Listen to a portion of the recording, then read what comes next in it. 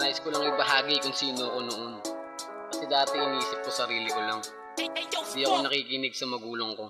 Mula bata pa lang ako naging pasaway. Binali ang utos sa masama nagpatangay. Napagamit ng panay barkada ang naging tulay. Upang tumubo ang sungay at di takot na mamatay. Nilunok ko ang kabata ko't walang naramdaman. Mga payo nila sa'kin ay hindi ko tinandaan. Kaya sa'king pagakbang naranasan ng madapa. Patuloy lang inaral lang mali at walang napala. Nga sa'king pagbabatilaw wala nang makapa. At nagdilim ang paligid lahat sila ay nawala. Yung akala ko na tunay na wala parang bula. Sarili mo lang pala ang tutulong sa pagkadapa. Kaya ginapang kahit pahirapan na akong inahon. At mga negatibong nalangap aking tinapon. Upang malunok ang katotohanan sa aking pag-ahon. Dahil di naging madali ang nilakarang kahapon.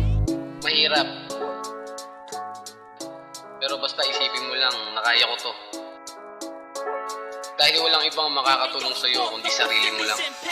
Ang sabi ko noon sa sarili, di ko na kaya kalimutan ng mga bisyong aking nakasanayan. Pero nung nakulong ako, doon ko napatunayan na kaya kong tigilan at mabuhay ng walayan. Dahil nasa sarili mo ang tunay na pagbabago. Di mo na kailangan pang sabihin o kaya mangako. Basta gawin mo lang at kilusan ng makatao upang mapatunayan mo na kayang-kayang magbago. Alam ko at alam nyo na mahirap tong lampasan. Kaya ang Panginoon sa atin lagi nandiyan upang tayo gabayan sa kahit anong pasan nating problema. At alam kung meron yan dahilan. Di niya tayo bibigyan ng problemang di natin kaya bitbitin upang maging matibay at maging payapa. Pero ang katanungan na sa iyong pagkatao, lahat may kasagutan kung meron kang pagbabago.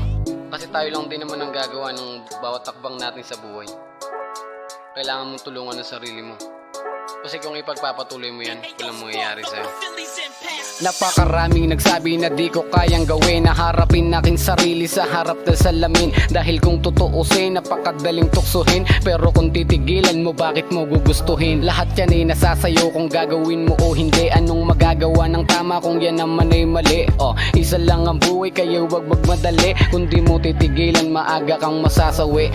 Ranas ko na yung bagay na di nyo pa nalalaman. Nahirapang kumapit ako at pinilit lumaban. Nais ko lang maibahagi ang aking naranasan sa buhay dahil sobrang pait ng aking kapalaran. Hanggat maaga pa, agapan mo na mas maaga dahil mahirap malulong. Lalo na kapag di mo kaya takasan ng sistemang bumabalot sa katauhan. Wag mo nang hintayin kulungan nga ba o libingan.